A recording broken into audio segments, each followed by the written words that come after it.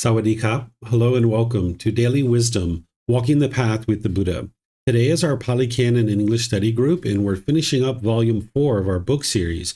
It's titled Exploring the Path to Enlightenment, where it's just a short little book of 31 chapters where you're really starting to lean into more of the teachings of the Buddha from what we studied in Volume 2 and Volume 3. You're now starting to really lean into more and more of the teachings, preparing for Volume 5, where this volume is really geared towards everything you need to get to the first stage of enlightenment. So next week, we're going to be in Volume 5, chapters 1 through 10. And you'd really like to take your time with that volume because that's everything that you're going to need with all the other volumes, of course, to be able to make your way into the first stage of enlightenment. So welcome to all of you, whether you're joining for the first time or you're joining regularly. The way that we do this program is I invite students in Zoom to be able to read a chapter from our book.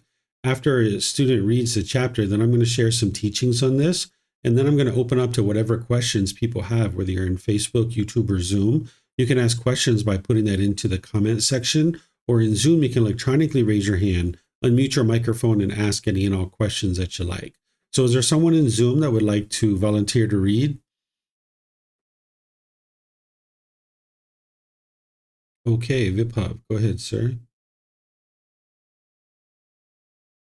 Thank you, Teacher David. Chapter 21, Awaiting his time, mindful and clearly comprehending. Monks, a monk should await his time, mindful and clearly comprehending. This is my instruction to you. And how monks is a monk mindful? Here, monks. A monk decides reflecting on the body as body, dedicated, clearly comprehending, mindful, having put away craving and displeasure in regard to the world. He decides reflecting on feelings as feelings. Mind is mind. Mental objects as mental objects. Dedicated, clearly comprehending, mindful, having put away craving and displeasure in regard to the world. It is in such a way that a monk is mindful. And how monks does a monk exercise clear comprehension? Here, monks. A monk is the one who acts with clear comprehension when going forward and returning, when looking ahead and looking aside, when drawing in and extending the limbs, when wearing his robes and carrying his outer robe and bowl, when eating, drinking, chewing his food and tasting, when defecating and urinating, when walking, standing, sitting, falling asleep, waking up, speaking, and keeping silent. It is in such a way that a monk exercises clear comprehension. A monk should await his time, mindful and clearly comprehending. This is my instruction to you. Monks, while a monk recites thus, mindful and clearly comprehending. So just give me 1 second.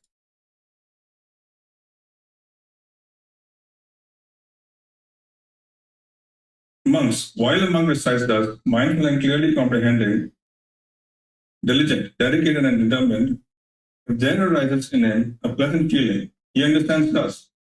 There has arisen in me a pleasant feeling. Now, that is dependent, not independent. Dependent on what? Dependent on this very body. But this body is impermanent, conditioned, dependently arisen. So when the pleasant feeling has arisen in dependence on a body that is impermanent, conditioned, dependently arisen, how could it be permanent? He decides reflecting on impermanence in the body and in pleasant feelings. He decides reflecting on vanishing, reflecting on fading away, reflecting on elimination, reflecting on letting go.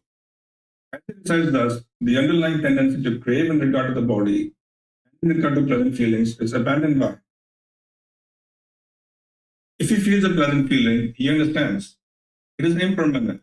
He understands it is not held to. He understands it is not excited in.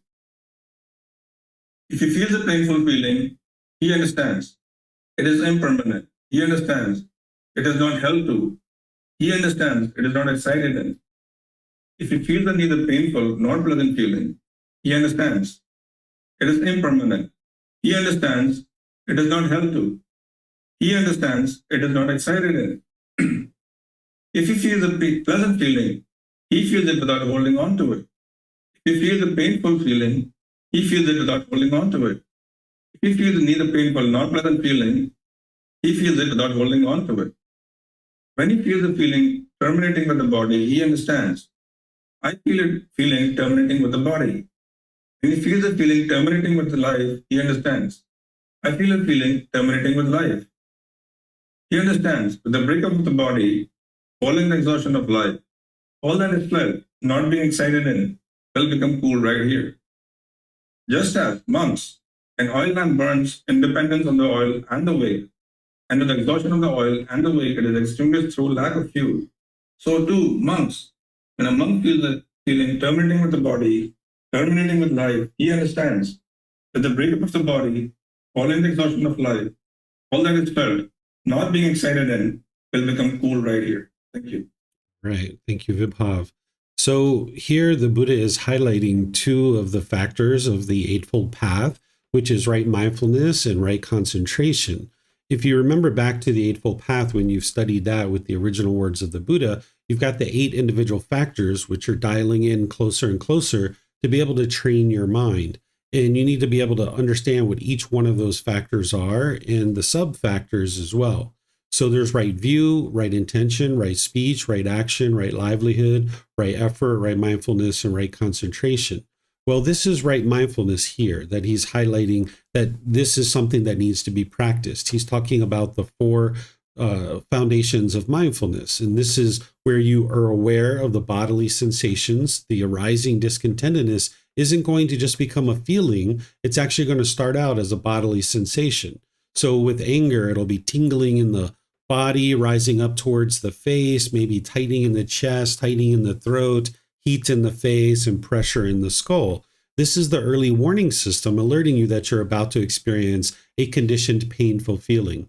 But even the pleasant feelings have bodily sensations too. Those are tingling across the shoulders, up the back of the neck, over the head. And then the neither painful nor pleasant feelings, those have certain bodily sensations too. So for example, like shyness, it's usually queasiness in the stomach, for example. But each person is a little bit different. And this is where you need to develop the 4 foundations of mindfulness to be aware of those bodily sensations that are occurring before the conditioned feeling is experienced in the mind. Because you'd like to apply right effort to cut off and let go at the bodily sensations. Because if you don't, it's going to become a feeling. Then you've got to get it out from the mind, or from there, it's going to start affecting the condition of the mind, where for multiple minutes, hours, days, or a week or so, you're going to have a certain feeling in the mind. A certain condition is going to be experienced. Like with the feeling of anger, there's going to be that bodily sensation, there's going to be the feeling, but then there's going to be this grumpiness and irritability,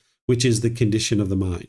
And then there's the mental objects, which are the 10 fetters, and you need to have awareness of those. So we've talked about this multiple times, but when we get to the questions, if you guys have any questions on the 4 foundations of mindfulness, let me know, because this is a really important aspect of the path to be able to understand and practice in order to be able to get to enlightenment. You wouldn't be able to get to enlightenment without this. So you're going to need to make sure that you understand what this is and actively work to develop more and more mindfulness in your day-to-day life. That's why the Buddha's highlighting it here, and he highlights it in other discourses as well.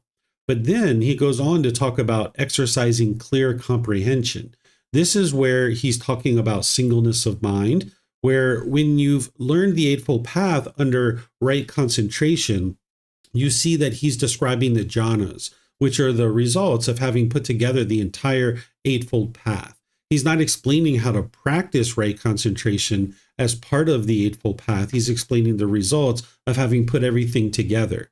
When he talks about how to practice right concentration, you'll see it in discourses like this, where essentially what he's talking about is singleness of mind. But there's other discourses where he calls this out specifically. He will explain to practice meditation. He will talk about practicing singleness of mind. But here he's just kind of describing what you would do if you were practicing singleness of mind, which is doing one thing at a time. And he's describing this in relationship to daily tasks that an ordained practitioner would do, where they're carrying their robe and their bowl and they're eating and drinking and chewing and so forth. So you can think about this as when you're washing dishes, when you're in a business meeting, when you're driving a car, right? You would like to just be doing one thing at a time. Where you see your mind is wandering in the business meeting, cut that off. Bring your mind back to whatever it is that you're focused on in that particular business meeting, because if you don't apply your effort to give your all in that business meeting, you're not really doing what you need to be doing and moving your life forward. Your mind's daydreaming about something else. So you need to more and more bring your mind to singleness, where you're focused and having clear comprehension. I usually talk about this analogy of having a piece of wood and a steel rod being dragged back and forth, and how this is going to bounce around for a while. Well, eventually, as you grind that steel rod back and forth on the piece of wood, you'll get a nice groove going. And then when it pops out, you're going to know that it's popped out, and you can bring it right back. And then if you keep that steel rod dragging back and forth on the wood long enough, you'll get such a deep groove that it'll never pop out. So your mind is exactly the same way. And that's why the Buddha is teaching you to be able to practice this singleness of mind, because you need that in order to be able to bring forth all your wisdom in any one given situation. Because when you're in a certain situation, there's a lot of impermanence happening, and people are talking, people are discussing things, you're driving down the road, or whatever it is that you're doing. You need to focus on one thing, because then you can bring forth all the other factors of the Eightfold Path.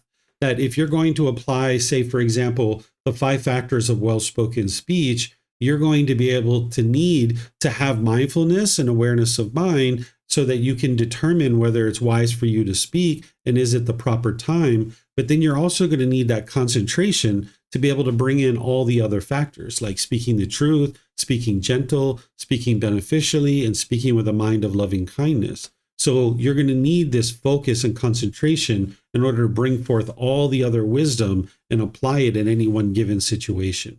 So the Buddha goes on here and he talks about, how you're training your mind and how you're making your way to enlightenment. And he's talking about these feelings that you experience that are conditioned feelings, like pleasant feelings. He's saying, okay, you understand that it is impermanent and it is not held on to. And you understand to not excite in that feeling. Don't allow your mind to experience that conditioned feeling. I've explained this many times in all the different classes and courses and programs that I teach, but you can see it here in the words of the Buddha, where he teaches you not to hold on to that. You would like to cut it off and let it go as a bodily sensation, but if it does become a feeling, cut it off there. Same thing with the painful feelings, and neither painful nor pleasant feelings. Don't allow the mind to hold on to this, because you need to train your mind to not be wired to form these conditioned feelings. That's why you'd like to cut it off as a bodily sensation, because that's going to get you ahead of the curve. If you keep allowing your mind to form the conditioned feeling, then the mind's going to just stay wired that way. But understand that this will happen, this will occur all the way up until the 3rd stage of enlightenment. You're still going to be experiencing conditioned feelings from time to time as you're making your way on the journey to enlightenment. Because remember, your mind's actually enlightened when you get to the 4th stage. But even in that 1st, 2nd, and 3rd stage, you're still experiencing some conditioned feelings. So if this happens from time to time, you understand, but now you can understand to cut this off as soon as possible as a bodily sensation. Don't allow the mind to dwell in any kind of feeling. If you need to redirect the mind and go outside, take a walk, a bike ride, whatever it is, don't allow your mind to stay wired that way. So the Buddha continues to go on here, and he talks more about, this feeling terminating with the body. That's where you're cutting off and letting go at the bodily sensation. And then he ultimately gives this analogy of an oil lamp and talking about how, this oil lamp essentially can't burn if there's no oil and there's no wick. And it's the same thing, that you can't experience a discontent feeling if you've exhausted the fuel. If you've exhausted and eliminated the craving, desire, attachment, you're not going to be able to experience the feeling. Just like there can't be a light or a fire, a flame, because there's no wick and there's no oil. The same thing is true with these discontent feelings. So let me know if you guys have any questions on this particular chapter here. You can put that into Facebook, YouTube, or Zoom, or you can raise your hand in Zoom and ask any questions that you like.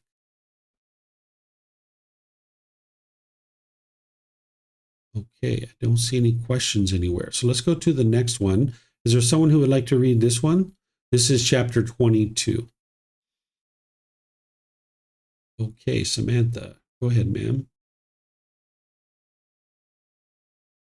Nothing is worth adhering to. Then a certain monk approached the perfectly enlightened one and said to him, Venerable Sir, is there one thing through the abandoning of which ignorance is abandoned by a monk and true wisdom arises? There is one thing, monk, through the abandoning of which ignorance is abandoned by a monk and true wisdom arises. And what is that one thing, Venerable Sir?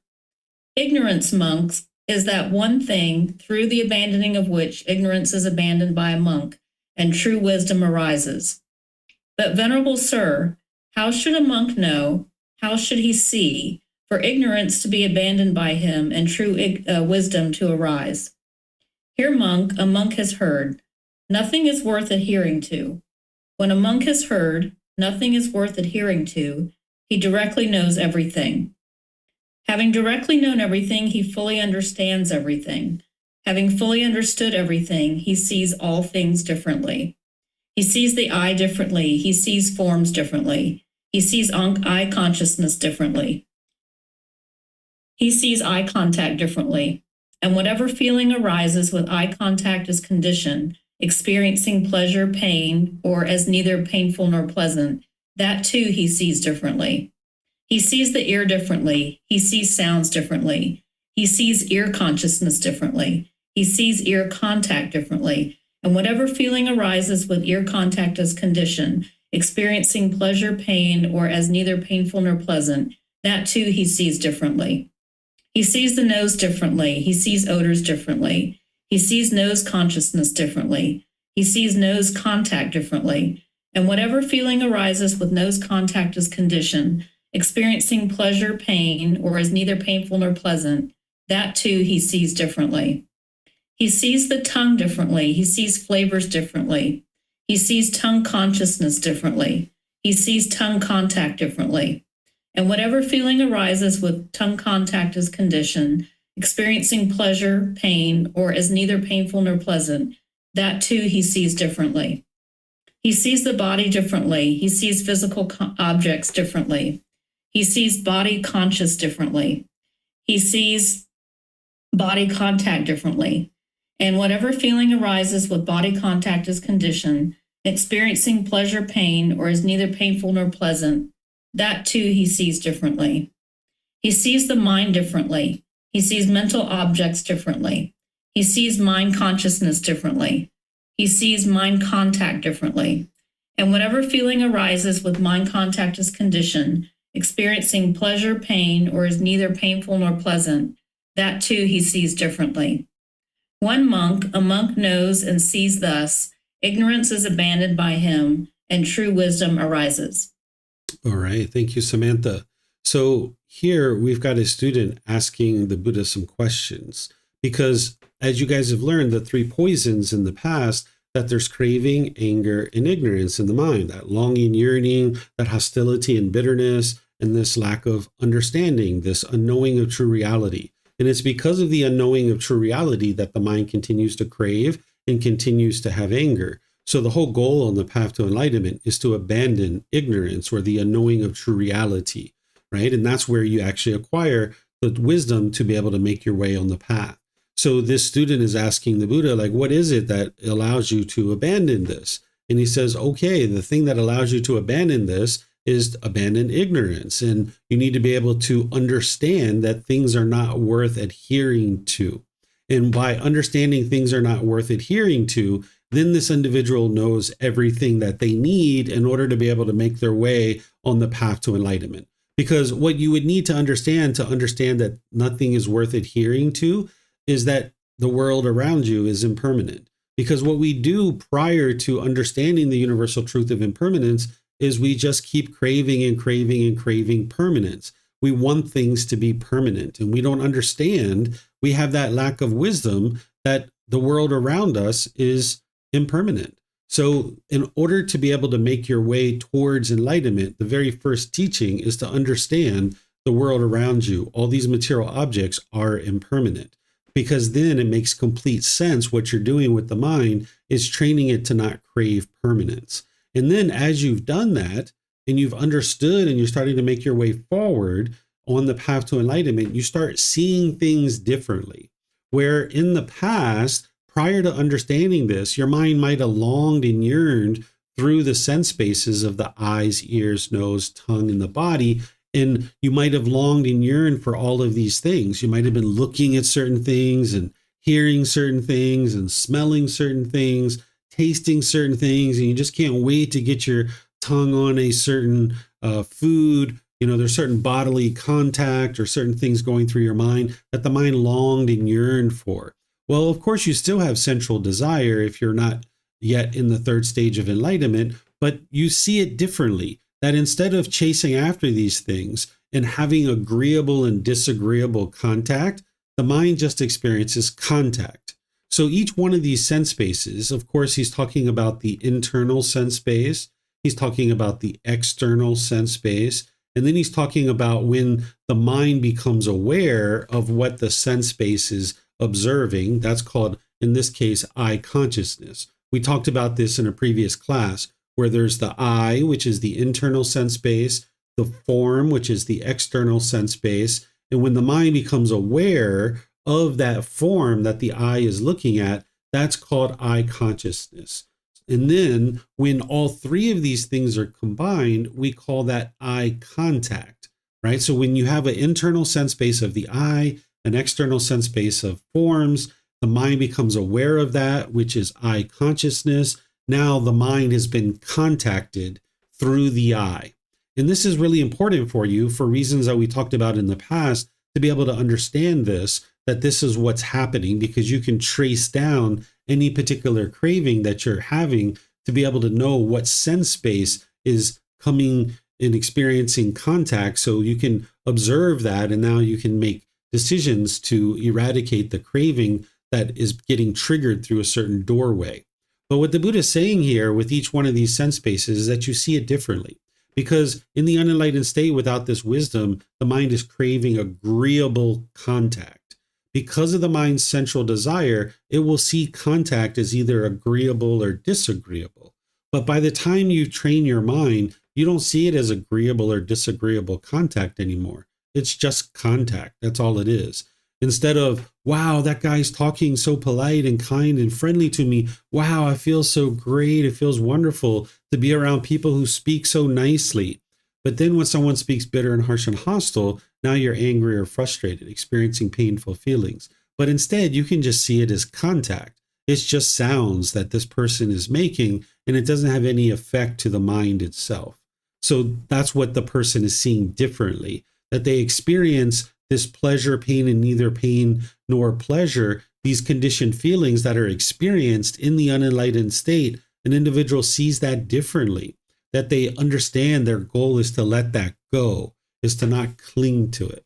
So that's why the Buddha is helping you to see that here. Okay, once you understand this, now there has been some ignorance that has been eliminated, and there's been some true wisdom that has arisen, because now you understand the ultimate goal on the path is not to adhere to any of this stuff and train your mind to come to the middle, where you're not chasing and longing, yearning after things, forming feelings on whether you get it or not, but you're also not on the other side where the mind's dull and lethargic and complacent. You can come to the middle and now gradually pursue your goals and objectives with ambition and enthusiasm, and you don't need to swing back and forth like this. So let me know what questions you guys have on this. This is things that we've kind of been talking about, and it kind of all merges together in this discourse here. Okay, I don't see any questions. So let's go to the next one. This is chapter 23. Looks like Pat and Vibhav. I don't know, Vibhav, do you have a question there? Yeah, you have a question? Okay. So I just, can you please go back to the previous chapter? Sure. So I was thinking about craving for, say, money. Is it a craving through like eye contact, or looking at like your bank balance and seeing whether it is good or bad, that could cause a craving, or is it like a mental thing? It's not that looking at the bank balance is causing the craving. It's Oh, that yeah. it's that because of the craving, the mind is going to be pulled through the eye towards your bank statement. And sometimes people look at their bank statement, daily or hourly, obsessively looking at their bank statement over and over. That is through the eye, yes. But money itself could be through the eye. It could be like a bank statement. It could be the touch of the money. Some people have a certain smell and odor. They actually like the smell of money. It could be the material objects that this money can afford for you to be able to purchase these things. So there could be multiple things there. That's why a lot of people have a really strong attachment to money. Okay, thank you. Yep. All right. And Pat would like to read this next one. Go ahead, sir.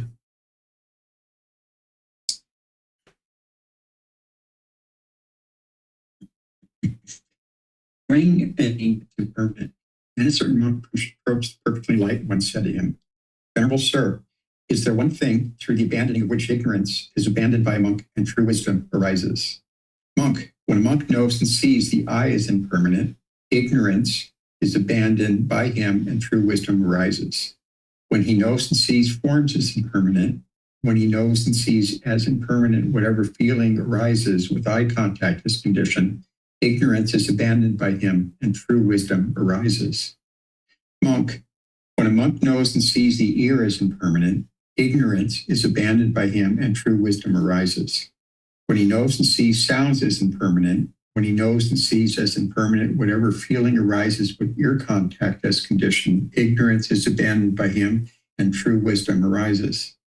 Monk, when a monk knows and sees the nose as impermanent, ignorance is abandoned by him and true wisdom arises. When he knows and sees odors as impermanent, when he knows and sees as impermanent whatever feeling arises with nose contact as condition, ignorance is abandoned by him and true wisdom arises. Monk, when a monk knows and sees the tongue as impermanent, ignorance is abandoned by him and true wisdom arises. When he knows and sees flavors as impermanent, when he knows and sees as impermanent whatever feeling arises with tongue contact as condition, ignorance is abandoned by him and true wisdom arises. When a monk knows and sees the body as impermanent, ignorance is abandoned by him and true wisdom arises. When he knows and sees physical objects as impermanent, when he knows and sees as impermanent whatever feeling arises with body contact as condition, ignorance is abandoned by him and true wisdom arises. Monk, when a monk knows and sees the mind as impermanent, ignorance is abandoned by him and true wisdom arises. When he knows and sees mental objects as impermanent, when he knows and sees as impermanent whatever feeling arises with mind contact as the condition, ignorance is abandoned by him and true wisdom arises. When a monk knows and sees ignorance is abandoned by him and true wisdom arises. Thank you. All right. Thank you, Pat. I don't know for the rest of you guys, but I was getting a lot of impermanence in Pat's reading. I don't know if it's my internet connection or what, but it was cutting in and out. But I think you guys can see that this discourse is very similar to the last one. So I don't suspect you guys have any questions here, but is there any questions here that you guys have? Viphav, you still have your hand up. Is that from before? Okay. Let me check the internet and see. I don't see any questions on any of our other platforms. Looks like Kristen or Ted has a question. Go ahead, guys. Thank you, teacher. So I had a situation that I spoke to you about with a family member recently, and having that contact. There was, contact with the eyes, the ears, and it was unpleasant. And in the moment, I knew that it was impermanent and that I didn't act badly in the moment. But it's been difficult for me to let go of the mental part of it, like the mind. So I was able to, not attach to the sound in the moment or the sound or the sight of the moment first. So I didn't have a bad reaction in the moment. But then what happened is, like, days later, I'm still thinking about it. Mm-hmm. And it's been difficult for me to have caught it, right? So when, the sensation in the body, when it was happening, I noticed that very clearly and was able to kind of just like, okay, don't react, let that go. And it did pass, but the mental objects have been very difficult for me to sort of see as clearly. And so it's sort of now penetrated, and now it's a mental condition, or, this sort of, and is that just like a lack of wisdom there? And I know that the fetter that I think that's sticking out so much for me right now is the personal existence view, and then ill will. And so I'm just wondering how to get out of that.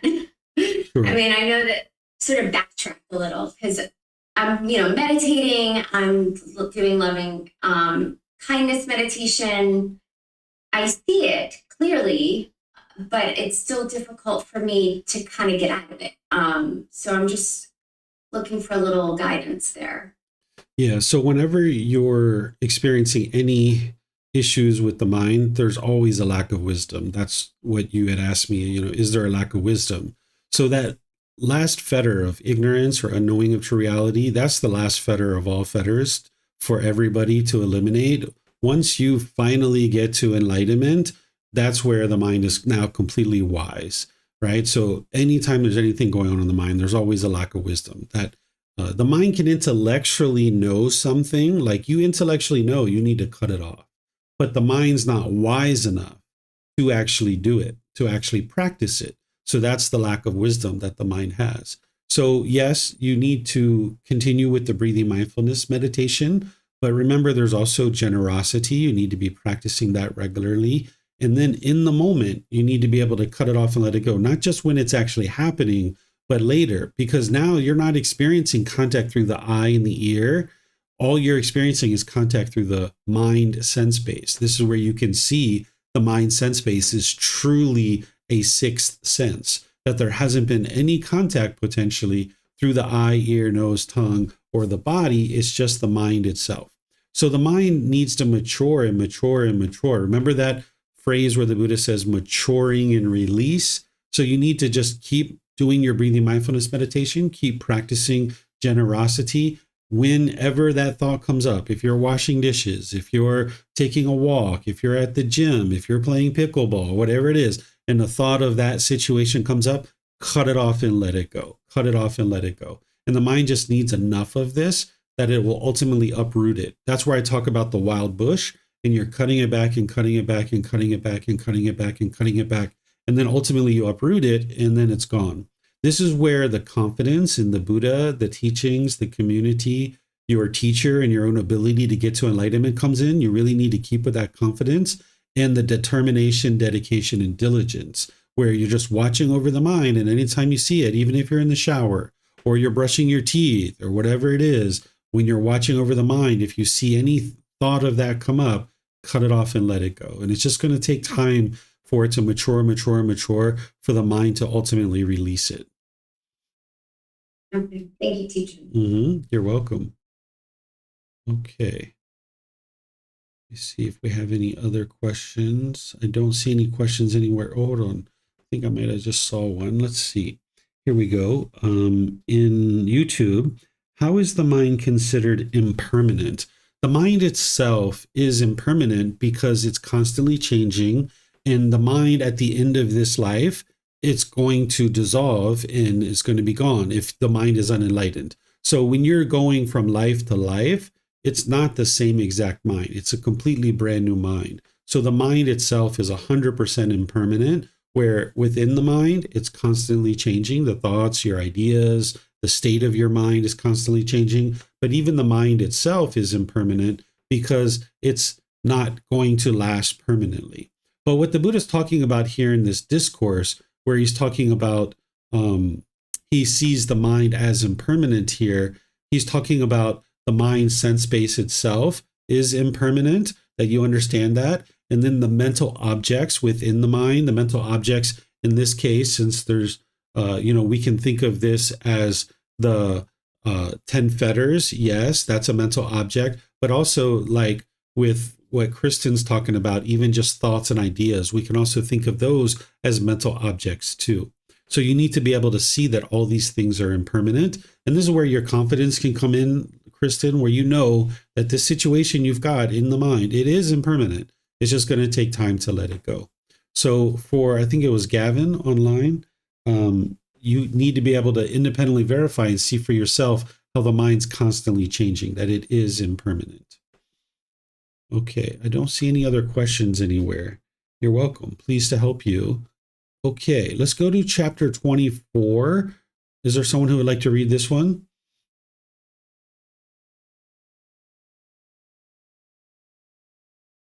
Okay, we've got Kristen and then Judy and then Samantha. We have 3 people. So go ahead, guys. Thank you, teacher. Direct knowledge for a sick one. Monks, if 5 things do not slip away from a weak and sick monk, it can be predicted of him. In no long time, with the destruction of the taints, he will realize for himself with direct knowledge, in this very life, the taintless liberation of the mind, liberation by wisdom, and having entered upon it, he will reside in it. What 5? Here, a monk resides reflecting on the unattractiveness of the body, perceiving the dissatisfaction of food, perceiving non-excitement in the entire world, reflecting on impermanence in all conditioned objects, and he has the perception of death well established internally. If these 5 things do not slip away from a weak and sick monk, he can be predicted of him. In no long time, with the destruction of the taints, he will realize for himself with direct knowledge, in this very life, the taintless liberation of mind, liberation of wisdom, and having entered upon it, he will reside in it. Okay, thank you, ma'am. So this is a discourse that I think we've studied before in a previous class, where the Buddha is giving you these 5 things that need to be understood and cultivated in the mind. And these are not the only 5 things, but these are 5 things that need to be ensured that one is understanding and that one has cultivated in the mind. So the first one is reflecting on the unattractiveness of the body. What this does is it helps you to not cling to this body itself, that you know that this body is impermanent, it's constantly changing, but it also helps you to eliminate longing, yearning for sex as well. Because if your mind has that longing, yearning, then the mind isn't liberated from sensual desire, which is a very core and central fetter or pollution that's in the mind. So by the time you get to enlightenment, you will know that people are beautiful or handsome or something like this. You will know that, but your mind isn't longing, yearning for it any longer, right? That your mind, maybe in the past when you saw someone who was handsome or beautiful, your mind might have longed and yearned for that, where now you just know intellectually, they look beautiful, or they're handsome. And your mind isn't no longer longing, yearning for it. So the mind needs to cultivate this unattractiveness of the body. And there's a meditation that helps you to be able to do this when you're ready to go forward and do that. Then there's this perceiving the dissatisfaction of food. This here is where you understand that the purpose of food is not to please the tongue and please the mind, but instead it's to nourish the body. It's not that you will be dissatisfied with food by the time that you get to enlightenment. When you're eating food, you will know that it tastes wonderful and you'll enjoy eating just like you always have, except you won't have conditioned pleasant feelings. Your mind is no longer longing, yearning for pleasant feelings based in food, where in the past, where you might have gotten angry or sad or frustrated, you might have turned to food in order to be able to get pleasant feelings. And this is like eating out of emotion. But you understand that that's unwise, and it just keeps this cycle continuing. So you understand that the purpose of food is to nourish the body, not to please the tongue or to please the mind. And that's why you understand that all this food is not going to lead to satisfaction. But you understand that, yes, this food is enjoyable, it tastes wonderful, or this food doesn't taste so good. But you know what? I can still eat it because the mind is not dissatisfied and the mind's not frustrated or angry the fact that this food doesn't taste as enjoyable as other food, but you know that, whoa, this food is not tasting the same, but I can actually eat it. And I know that this is just going to nourish the body. So you can get to the point where you understand that intellectually, but you then need to practice it. Where when you go out, if there's certain foods that you're pushing away and that you don't want to eat, you should make the mind eat that, right? The mind, not the tongue. Well, the tongue's involved, right? But it's the mind that's pushing this away, right? The stomach will be fine. As long as you're not allergic to the food, the stomach will be fine. It's just that you got to get it past the tongue. So if there's certain fruits or vegetables or other foods, not talking about meat or anything like that, but any kind of foods that you're not allergic to, any plant-based foods, things like that, that your mind is not interested in eating, it would be wise for you to eat those on a regular basis until your mind can get to the point where it can just look at food to be able to nourish the body. And now over time, you'll be able to train the mind to let go of any central desire where there's no longer this agreeable and disagreeable aspect of the mind related to food. Then there's this next one, which is perceiving non-excitement in the entire world. This is the same thing like the food, is that you understand that the world is not here to please you. Because what the mind will tend to do is go around the world looking for something external to grab onto in order to get excitement in, but it just keeps this cycle going. So these three things sound pretty pessimistic when somebody reads this, right? Like reflecting on the unattractiveness of the body, perceiving dissatisfaction with food, perceiving non-excitement in the entire world. Well, this is just the mind understanding that all conditioned objects are impermanent. And as long as you continue to allow the mind to long and yearn for these things, then you're not going to be able to get to peace and joy. So it's not that you're disgruntled or pessimistically looking at the world. It's just that you understand that these objects in the world are not here to please you, but instead you need certain resources in order to be able to sustain your life. And you're no longer chasing after things because you understand and reflect on the nature of impermanence of all conditioned objects. And as part of this, you will also have death well established internally, meaning you're completely comfortable with death. You understand that you were born, that this body is constantly getting sick or aging or whatever it is, that this body is constantly changing, and now there's going to be death, and you're completely comfortable with that. So the Buddha is saying if you keep these 5 things well established, that you're either going to get to enlightenment in this life or, very soon close to the time of death. But obviously, you would like to be able to get to enlightenment long before death, right? And then notice what he says here in both of these paragraphs. He says, having entered upon it, he resides in it, right? The mind is residing in enlightenment because that's what he's talking about. The taintless liberation of mind, liberation by wisdom, that's enlightenment. And having entered upon it, he resides in it. Because some people will tell you that your mind is not able to be permanently enlightened, but it is. Your mind is actually never again going to experience any discontent feelings. The mind's going to permanently reside in this mental state where it's no longer again going to experience those strong feelings. So you can see that here in this particular discourse. So let me know if you guys have questions here. Okay, we have some questions coming in here on YouTube. It looks like from Gavin. Let me just kind of open this up. Thank you, Teacher David. A follow-up question, Teacher. Let me just move some things around. If the mind is considered impermanent, enlightenment is considered permanent. If enlightenment is permanent, what else in the world is considered permanent?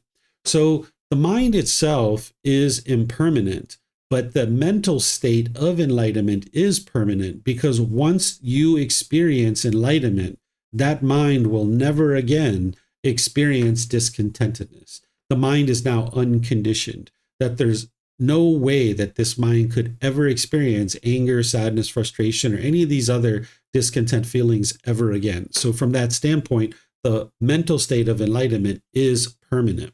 And then what else is permanent besides enlightenment? It's the natural laws. So the natural laws that the Buddha taught 2,500 years ago, they're the same natural laws that exist today. they don't arise, they don't change, and they don't fade away. They are permanent. So the teachings that people remember, the books and resources that people have, those are all objects that are impermanent because people's thoughts and ideas are constantly changing. The books are constantly changing, but the natural laws themselves haven't changed. That's why it's important to go back to make sure you see exactly what the Buddha taught and what he didn't teach, so you can then awaken to those natural laws. So the mental state of enlightenment is permanent, and the natural laws of existence are permanent. And then underneath of that, there's obviously things like unconditional love is permanent, things like this, any unconditional mental states, but that all falls under the natural laws of existence in the enlightened mental state. Okay, don't see any other questions anywhere. So let's go to the next chapter. Is there someone who would like to read this next chapter, chapter 25? Oh, there was Judy, I think. Yeah, there we go.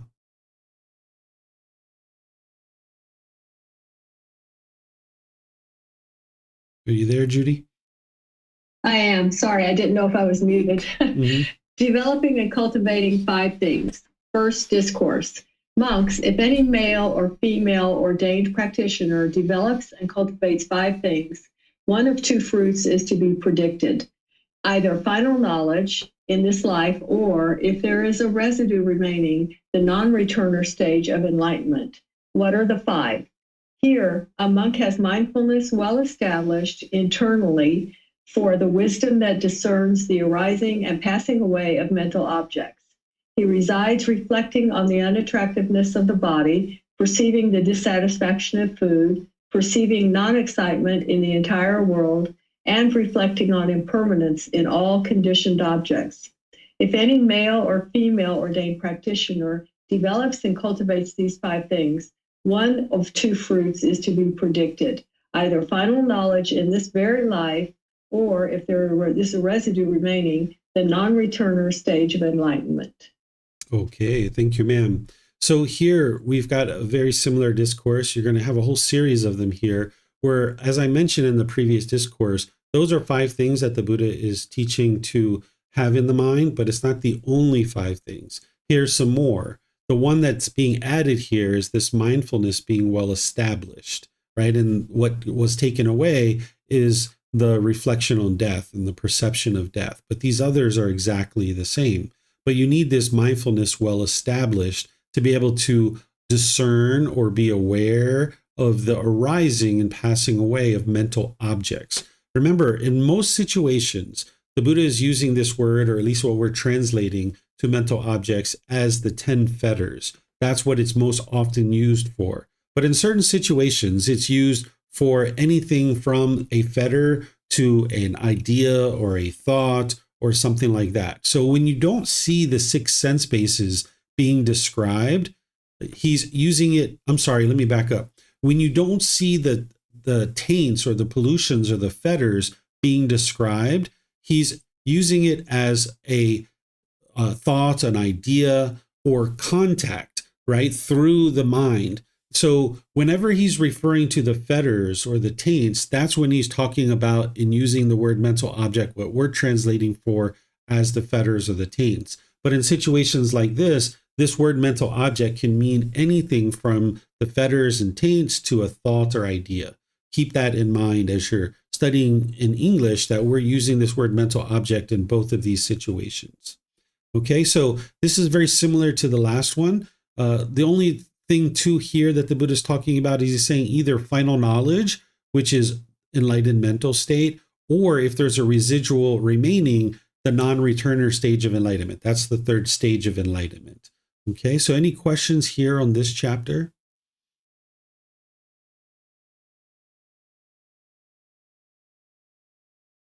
You're welcome, Gavin. Pleased to help you. Okay, I don't see any questions, so let's move to the next one. I think Samantha was going to volunteer to read. If you'd still like to read, Samantha, you're welcome to.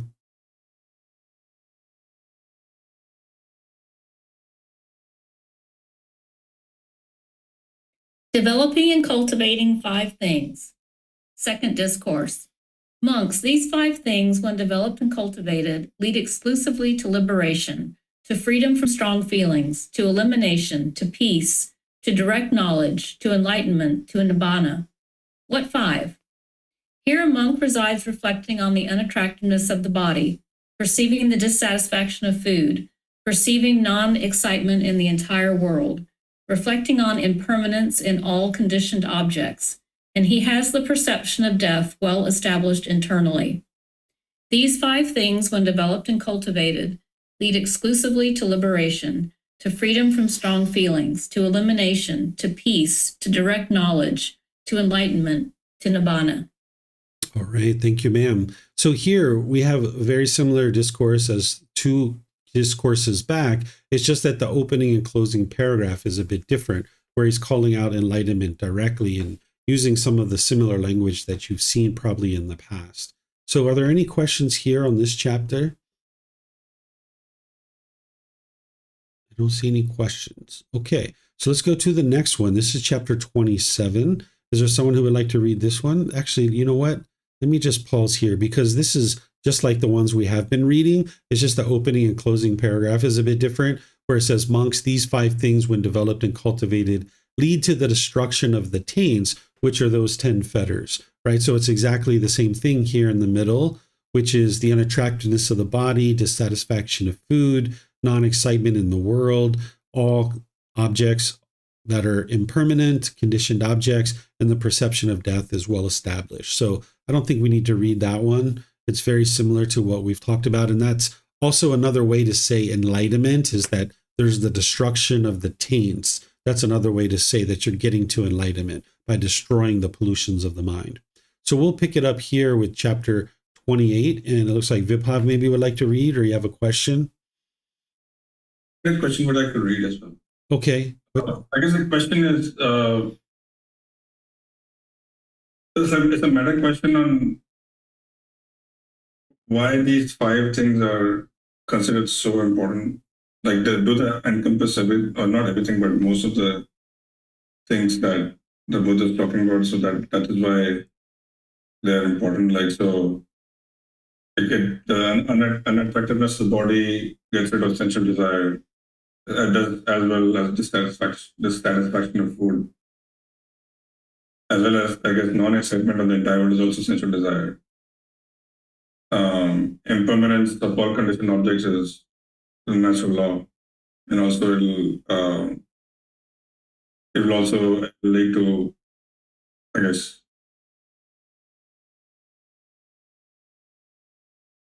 destruction of all things once you understand the impermanence, because to the 6th sense is again talking about sensual desire. And perception of death will help with the other things, like, desire for form, or even, again, sensual desire for creating desire attachment for your own form, as well as people who are close to. So at least from what I understand, it seems to be kind of a lot of focus is on the sensual desire part, but that's something I'm not understanding. Yeah, you're understanding it, because sensual desire is such a significant fetter. When we talk about craving, desire, attachment, generally, we're talking about sensual desire mostly, right? And one of the strongest sensual desires that someone can have is holding on to their own life and clinging to their own life. So these 3 are addressing sensual desire, and then you're understanding that things are impermanent and you're no longer clinging even to your own life, that you understand that this life is impermanent. So this is like really getting to the heart of what's keeping you in the unenlightened state. Okay, thank you. That helps. Okay, would you like to read this one? Yeah, sure. Okay. Developing and cultivating 5 things. 4th discourse. Monks, these 5 things, when developed and cultivated, have liberation of mind as a fruit. Liberation of mind as a fruit and benefit. They have liberation by wisdom as a fruit. Liberation by wisdom as a fruit and benefit. What 5? Here, a monk resides reflecting on the unattractiveness of the body, perceiving the dissatisfaction of food, perceiving non-excitement in the entire world, reflecting on impermanence in all conditioned objects. And he has the perception of death well established internally. These 5 things, when developed and cultivated, have liberation of mind as a fruit. liberation of mind as a fruit and benefit. They have liberation by wisdom as a fruit. Liberation by wisdom as a fruit and benefit. When a monk is liberated in mind and liberated by wisdom, he is called a monk who has removed the crossbar, hidden the moat, pulled out the pillar, boltless one, a noble one with banner lowered, with burden dropped. As a monk, remove the crossbar. Here, a monk has abandoned ignorance and knowing up to reality, cut it off at the root, made it like a palm stump, obliterated it so that it has no more subject to future arising. It is in this way that a monk has removed the crossbar. And how has a monk filled in the moat? Here, a monk has abandoned the wandering on in birth that brings renewed existence. He has cut it off at the root, made it like a palm stump, so that it has no more subject. It is no more subject to future arising. It is in this way that a monk has filled in the moat. And how has monk pulled out the pillar? Here, a monk has abandoned craving, cut it off at the root, made it like a palm stump, so that it is no more subject to future arising. It is in this way that a monk has pulled out the pillar. And the monk, a boldness one. Here, a monk has abandoned the 5 lower fetters, cut them off at the root, made them like a palm stump, obliterated them so that they are no more subject to future arising. It is in this way that a monk is a boldless one. And how is a monk a noble one with banner lowered, with burden dropped? Here, a monk has abandoned the conceit, I am, cut it off at the root, made it like a palm stump, obliterated it so that it is no more subject to future arising. It is in this way that a monk is a noble one with banner lowered, with banner dropped, unaffected. Thank you. All right, Vibhav, thank you. So here we have the very first part that we've been reading throughout these different discourses where he's talking about these 5 things.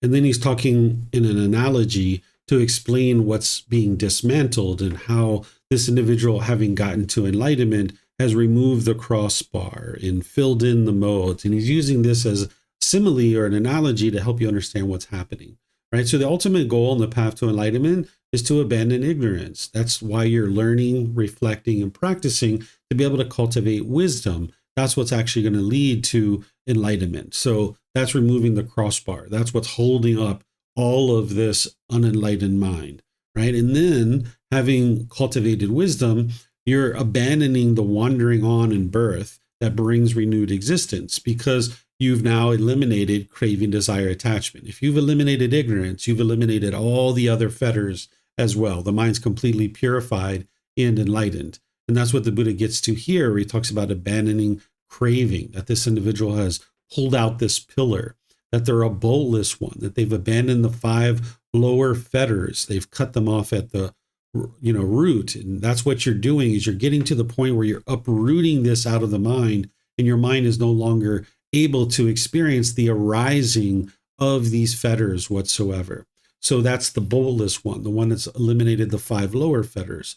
Then ultimately he gets to one with banner lowered, right? Because if there's conceit in the mind, if there's ego in the mind, then there's like this banner up in the air, like, look at me, look how great I am, right? You need to be able to abandon that conceit. The ego needs to be eliminated. And that's something I'm going to be teaching tomorrow in the group learning program in chapter 16. I'm going to be explaining what the ego is. I'm going to explain the symptoms of it and the problems that you experience because of it. And then I'm going to explain how to eliminate it as part of the group learning program, because that's a challenge for a lot of minds, is having conceit in there. And that tends to last for a very long time throughout your journey on the path to enlightenment. So you really need to eliminate that. And having eliminated it, the Buddha is referring to this as someone who's lowered the banner.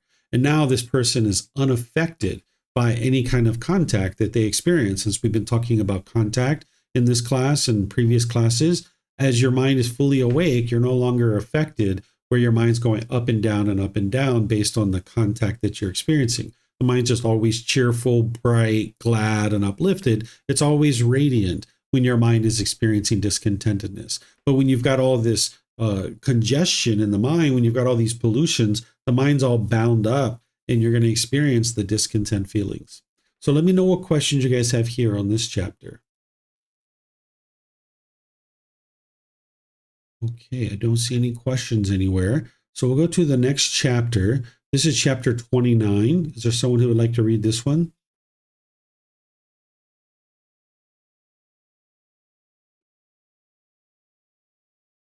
Okay, Yihang, go ahead, ma'am. Thank you, Teacher David. One who is constantly dedicated, but monks, if a central thought, a thought of ill will, or a thought of harming arises in a monk while walking, and he does not tolerate it, but abandons it, dispels it, terminates it, and obliterates it, then that monk is said to be dedicated and to have moral concern of wrongdoing. He is constantly and continuously energetic and determined while walking. If a central thought, a thought of ill will, and a thought of harming arises in a monk while standing, and he does not tolerate it, but abandons it, dispels it, terminates it, and obliterates it, then that monk is said to be dedicated and to have moral concern of wrongdoing. He is constantly and continuously energetic and determined while standing. If a central thought, a thought of ill will, or a thought of harming arises in a monk while sitting, and he does not tolerate it, but abandons it, dispels it, terminates it, and obliterates it, then that monk is said to be dedicated and to have moral concern of wrongdoing. He is constantly and continuously energetic and determined while sitting. If a central thought, a thought of ill will, or a thought of harming arises in a monk while wakefully lying down, and he does not tolerate it, but abandons it, dispels it, terminates it, and obliterates it, then that monk is said to be dedicated and to have moral concern of wrongdoing. He is constantly and continuously energetic and determined while wakefully lying down. Thank you. All right. Thank you, ma'am. So this chapter 29 and chapter 30 are very similar, where this one is talking about dedication, and that essentially from the moment you wake up in the morning and you're just starting to regain your consciousness to all day long, and as you're going to sleep at night, you need to have this mindfulness, looking over the mind. And if you notice a central thought, a thought of ill will, or a thought of harming, this is from right intention from the Eightfold Path, you need to be able to apply the effort to cut that off and let it go. And if you're doing that, then the mind is dedicated. And now down here in the next chapter 30, which we don't necessarily have to read because it's exactly the same thing, it's just the opposite. That if a central thought, a thought of ill will, or a thought of harming arises in a monk while walking, while standing, while sitting, or while wakefully lying down, and he tolerates it, does not abandon it, dispel it, terminate it, and obliterate it, then that monk is said to be lacking of effort and moral concern of wrongdoing. He is constantly and continuously complacent and lacking in energy while walking. So this is where I share with you guys that we can understand complacency in terms of not meditating. You're complacent. You don't pick up the book to read the teachings of the Buddha. The mind's complacent. You don't come to class for multiple months at a time. You're just constantly going away from the teachings. The mind is complacent. We can understand that, right? Of course, you're going to miss a class here or there, right? And maybe you even watch the recordings to be able to catch up on those things. And we can understand that if we choose not to do those kinds of things, the mind's complacent. But the Buddha talks about complacency all the way to the level that if a central thought, a thought of ill will, or a thought of harming arises and you do nothing about it, then the mind's complacent, because you're never going to actually get to enlightenment if you allow that thought to stay there, if you allow the mind to dwell in that thought. So like with Kristen, if we can use your example, is that thought is coming up and you're trying to figure out how to get rid of it. That's dedication, right? The mind isn't willing to let it go yet, but you're trying to cut it off. You're trying to apply breathing mindfulness meditation and maybe generosity and these other things. That's what you would like to be able to do, is stay dedicated. Because if you tolerate any kind of thoughts of central thought, ill will, or harming, the mind's just staying wired that way. And you've got to be on top of the mind at every moment. Getting to enlightenment is a full-time job. So from the moment you're just starting to wake up and regain consciousness, if you start being like, oh, I don't want to go to work today, I don't want to see my boss, I don't want to see my coworkers, well, obviously it's wise to get another job, right? That's important, right? That would be wise for you. But there's also some cravings. There's certain longing, yearning in there that you need to cut off and let go of just as you're starting to wake up. And then at any point during your day, if you're having any of these types of thoughts that the Buddha is describing here, cut that off and let it go. And even as you're dozing off at night, if you're like, oh, I don't want to go to work tomorrow, I really don't want to see those people, oh, I don't want to give that presentation, you got to cut that off, right? Of course, it sounds like someone like that would need a new job, but this is what the Buddha is teaching you to do, is cut off and let go. Otherwise, the mind is complacent. But instead, you would like to remain dedicated and diligent. You'd like to be determined. That's what you would like to be able to do. See this as a priority in your life. Then lastly here, where the Buddha is talking about moral concern of wrongdoing, we talked about this a little bit in a previous class. I think it was back in volume 2 probably, where there's two things that the mind needs to cultivate. There's something called moral wrongdoing, which the Buddha talks about in his teachings. What moral wrongdoing is that you understand what is wise and unwise based in the natural law of karma, that you have that wisdom, you've intellectually understood what is wise and unwise. What moral concern is that you're concerned to not do anything that's harmful because you're disinterested in causing harm to others, because you know that harm is just going to come back to you. These are two qualities that the mind needs to cultivate as part of its development on the path, that you're developing this intellectual understanding of moral wrongdoing, of what is wise and unwise in terms of your conduct and the way that you make decisions in your day-to-day life. But then you also need this moral concern where you're disinterested in causing harm, where you're more willing to walk away from that argument than to allow your ego to keep you there and stand out and fight and argue. Because anytime you put out any hostility and bitterness through your intention, speech, and actions, it's all going to just come back to you. So you need to have that moral concern where you're disinterested in putting out any kind of harmful conduct, because anything that you put out is just going to keep coming back to you. So these are two qualities that you need to cultivate and be dedicated to be able to practice. That's why the Buddha is calling them out here. And constantly being energetic to be able to apply what the Buddha is teaching, which is cut off and let go. So let me know if you have questions on either of these two. They're very similar, like I mentioned, just one is about being dedicated, the other one's about being complacent. Okay, it looks like Lyndon has a question. Go ahead, sir. Thank you, Teacher David. Like this reminds me, like last chapter we talked about the ignorance is like the root cause of the discontentness, and how I'm trying to recall, or how can we do the daily practice to reflect that on the ignorance, like unknown of the reality. Sure. That's what you're doing now. By intellectually learning the teachings, you're taking in the teachings intellectually, and then reflecting on it is you take the intellectual understanding and you reflect based on your day-to-day experiences from the past, but also currently. You reflect on whether this teaching is true or false, and then you actually practice the teaching. That's where the wisdom is actually fully cultivated. The cultivation of wisdom, it starts with intellectual understanding and intellectual pursuit. Then you move it into reflection to verify through your own experience.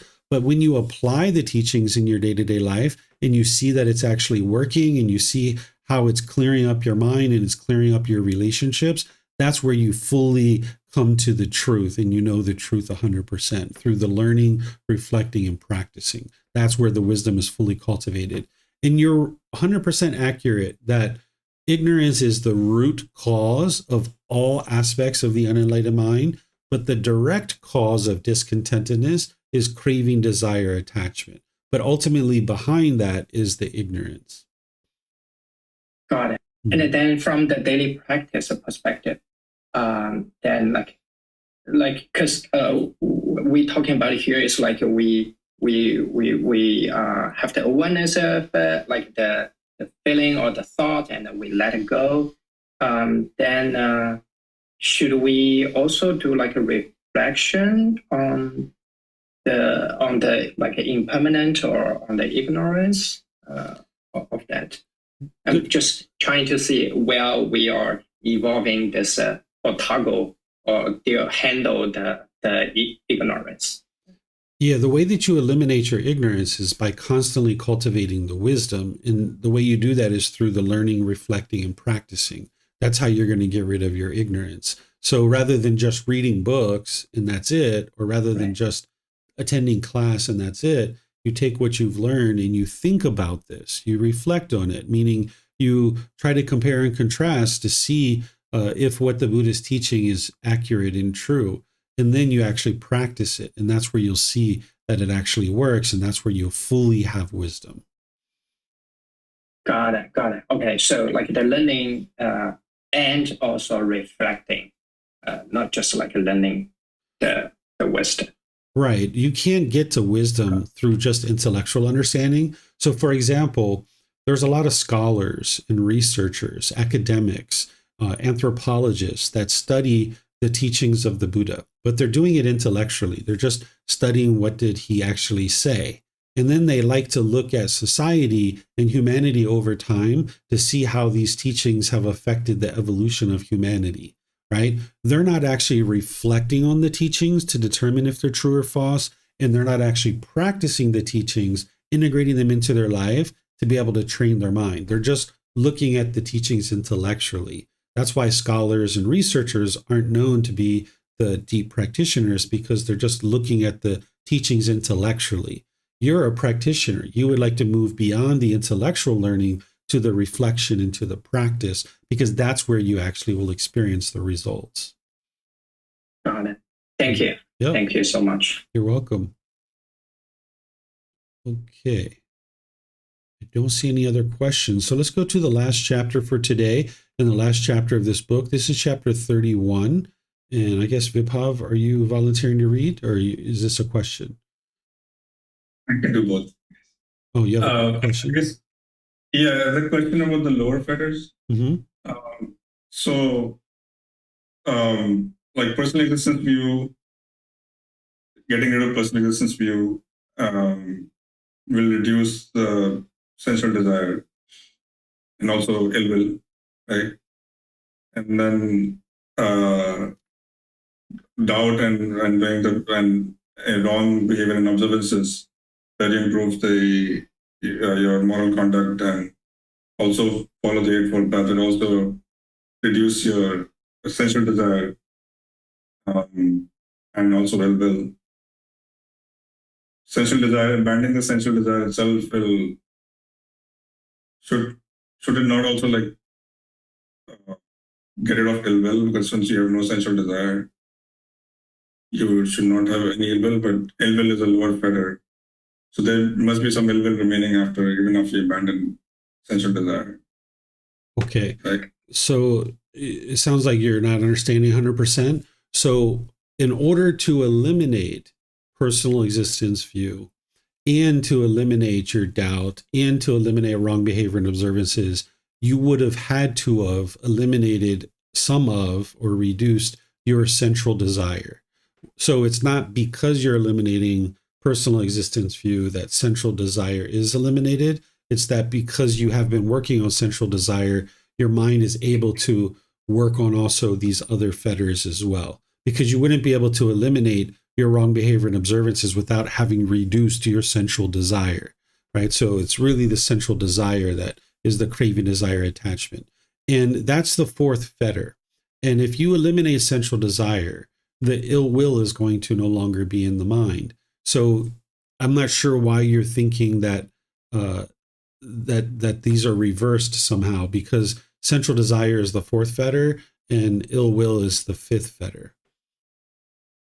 Yeah, so I was wondering if there'll be some. I guess my question was maybe wrongly put, but I was wondering whether if you eliminate sensual desire, whether there still be any ill will remaining in the mind.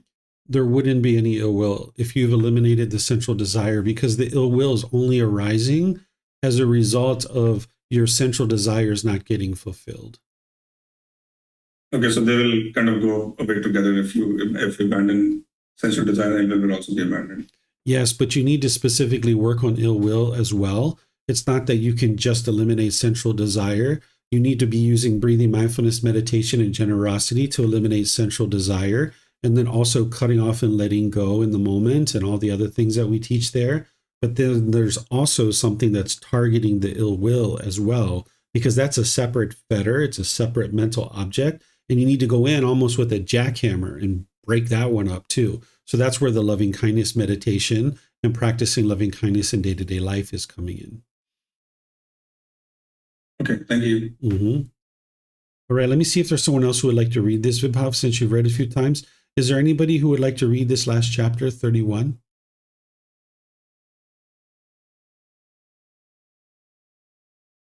Okay, looks like Yihan. Go ahead, ma'am.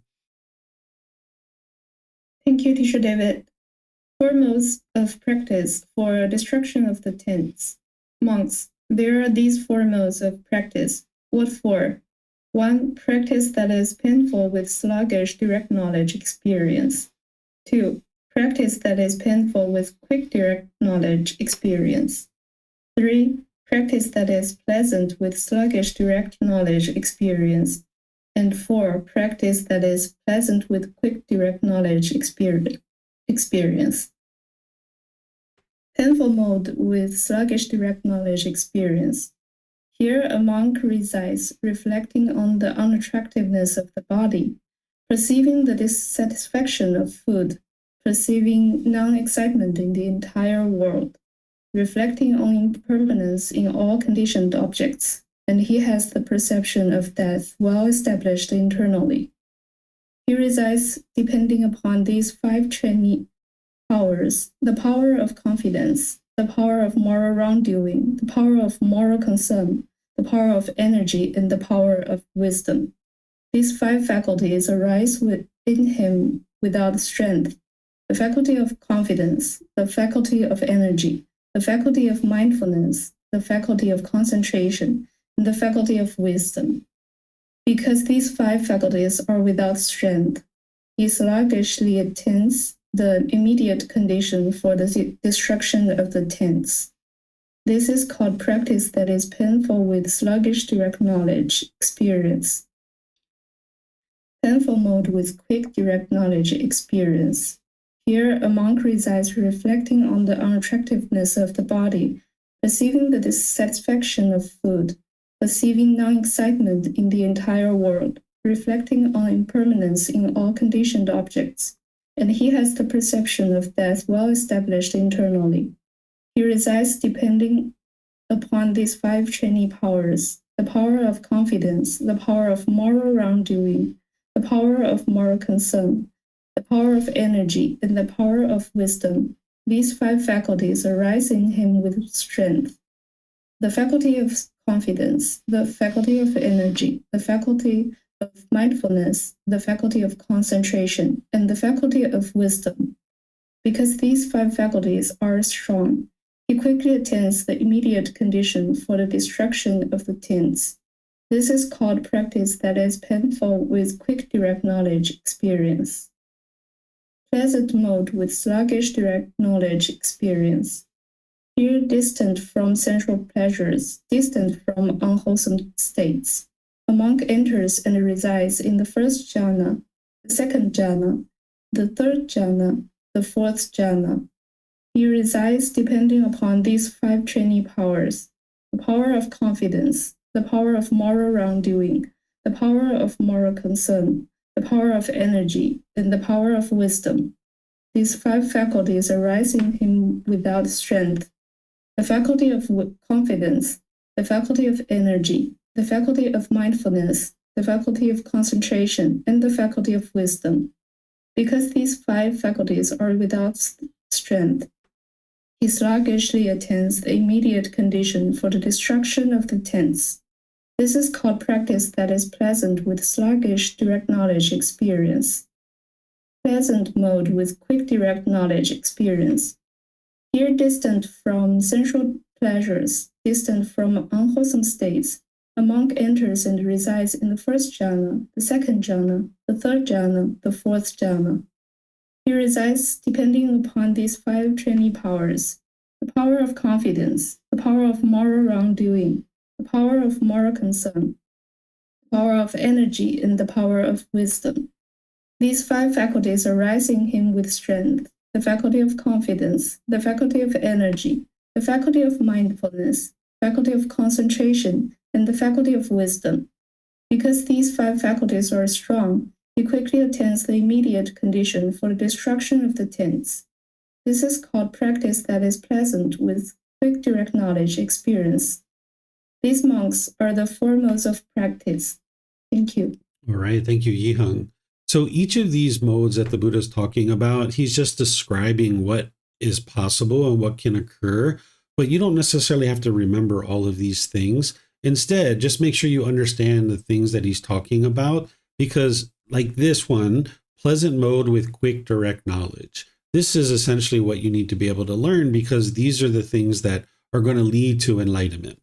So first, he's talking about the jhanas, which if you've taken any of the classes or you've watched any of the lessons where I've taught about the jhanas, you've learned about these. These are preliminary phases that your mind goes through before you get to the first stage of enlightenment. And in these 4 jhanas, you experience enhanced qualities of mind.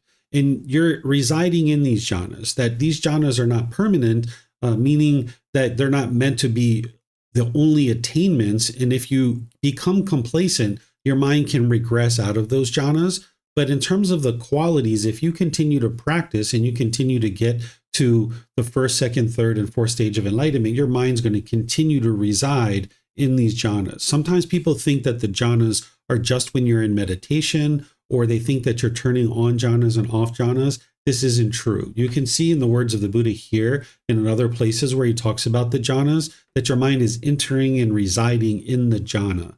And it's not in meditation alone that you would experience the qualities of the jhanas. So you need to understand what the jhanas are so that you know that you're headed closer and closer towards enlightenment. Because when you get to the jhanas, your mind will experience these enhanced qualities and your practice will pivot. You will start focusing more directly on each individual fetter. But you need to put together the Eightfold Path really well in order for your mind to experience the jhanas. So here the Buddha is just saying, okay, this pleasant mode of essentially getting to enlightenment, your mind will be in these jhanas because it's real pleasant to experience these qualities. Anybody and everybody on their way to enlightenment will experience the jhanas, but once your mind gets to the jhanas, that's where things become a lot more pleasant for you, right? Now, here he's talking about these 5 trainee powers. You need to be able to make sure you understand these because this is part of what's going to help you as you progress on the path. The power of confidence is to have confidence in the Buddha, the teachings, the community that you're part of, your teacher, and your own ability to get to enlightenment. Without that confidence, you won't have dedication, determination, and diligence. Your mind will become complacent.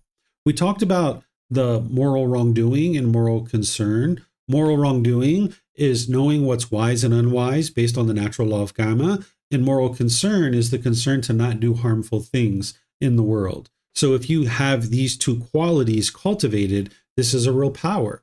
Then there's the power of energy. What he's talking about here is within the 7 factors of enlightenment, he talks about this energy that one needs to maintain, this keen interest this willingness to do something, this initiative, this vigor, this vitality.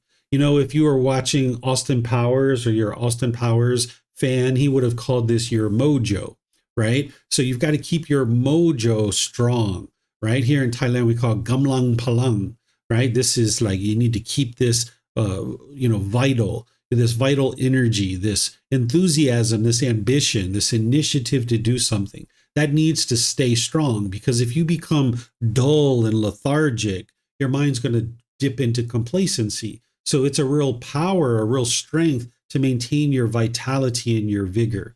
And then continuing to cultivate wisdom and having that power of wisdom behind you. So having these 5 trainee powers, it's going to really help propel you on the path to enlightenment. Again, these aren't the only things that you need, but these are things that you need to make sure that you're practicing. Then these faculties that he's talking about, you need to have these as well. The faculty of confidence, which is what we were just talking about, the faculty of energy, which we were just talking about, the faculty of mindfulness, which we've been talking a lot about over the last several classes. We just talked about the faculty of concentration at the beginning of class and how that's important. And then we've been talking about the faculty of wisdom. So this is what you need to be able to cultivate in addition to everything else, is making sure that these qualities are strong. Where you see one is depleted, you would like to bring that up, right? Or if you see that one's overactive and maybe you're got a lot of energy and your mind's bouncing around, you've got to bring in the equanimity and calm that down. So there's all these pieces. It's like these individual dials that you're tweaking, right? So this is what you would really like to glean from a long discourse like this, is right here. These two particular paragraphs, is make sure that you understand what those are. Because if you're practicing those things, that's what's going to help you get to enlightenment. So let me know what questions you guys have on this particular discourse, where the Buddha's just laying out these different modes of practice that are going to lead to the destruction of the 10 fetters or the taints. Okay, looks like Gavin has a question. Hi, teacher. Can you help to differentiate between tolerating and letting go of ill will? To tolerate something is just to let it continue to reside there and not doing anything about it, that you just know that it's there and you're not doing anything about it. To let it go is to completely abandon it, uproot it, completely eliminate it out of the mind. Like the Buddha describes, is obliterating it, like a palm stump. So it's no longer subject to future arising. So by the time you get rid of your individual fetters, and ill will is one of those, you will completely obliterate it. It will be eradicated out of the mind. It will be destroyed.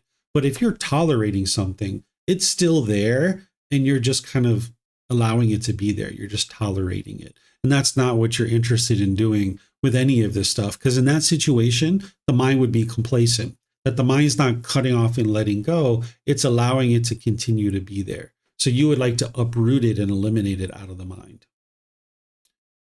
Okay, I don't see any other questions. Oh, it looks like Lyndon has a question. Go ahead, sir. Yeah, thank you, Teacher David. I have a question regarding how to build the confidence. Where the confidence comes from is by investigating the teachings of the Buddha. The more you investigate his teachings, you examine them, and then you reflect on them to verify them, and you practice them, your confidence will grow, because you're going to start seeing that these things are working. You're going to start seeing your minds becoming more peaceful, your relationships are improving, you're going to start seeing more concentration, more focus, you're going to start seeing all these different daily benefits. And that's where more and more confidence comes into the mind. Confidence towards the Buddha, the teachings, the community, your teacher, and your own ability to get to enlightenment. That's what we're talking about with confidence. Got it. Mm-hmm. Thank you. Yeah, you're welcome. Okay. Don't see any other questions anywhere. So I'll just end like I typically do, saying thank you all. Thank you for reading. Thank you for asking questions. Thank you for just being here and participating in class and being interested to learn the teachings of the Buddha and apply them in your day-to-day life. Next week, we're going to be in volume 5. We're starting that new volume, chapters 1 through 10. Remember, you can download these from our website for free. You can take them and go print it. You can get it on you can purchase it through Amazon, or you can get it at the temple here by reimbursing us for the printing cost. So you would like to be able to read ahead of time or after class, maybe even doing both, to really soak these teachings into the mind, where you're actively involved in your own growing and learning and developing, because that's what's going to help you to be able to acquire the needed wisdom and then apply it in your day-to-day life, so that way you get the words of the Buddha, and you also get the words that I'm sharing to be able to help you understand this and integrate it, because I'm not teaching everything in these classes that I write in the books. So by the combination of coming to class and reading, it'll really help you. So the classes are really geared towards you being able to get access to a teacher to be able to get clarity. This is more like a PhD program where you're studying on your own and you're coming to class to get some help with things that maybe you're challenged with, that you've been reading and you're not quite understanding. So doing that independent reading and investigation is really helpful and really important.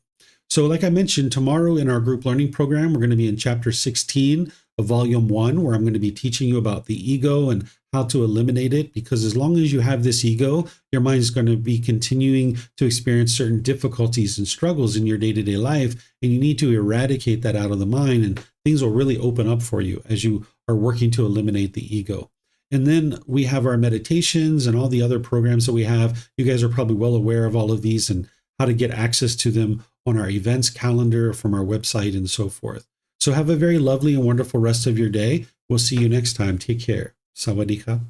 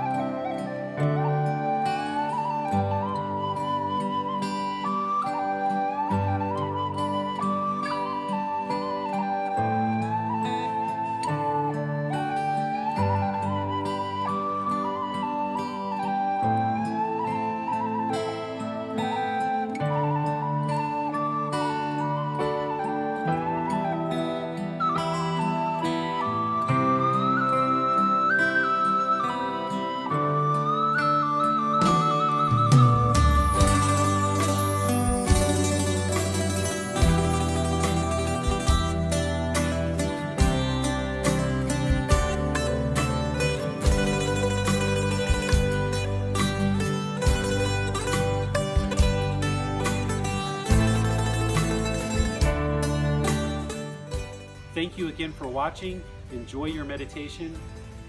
Look forward to seeing you online and answering any questions that you might have. Thank you so much.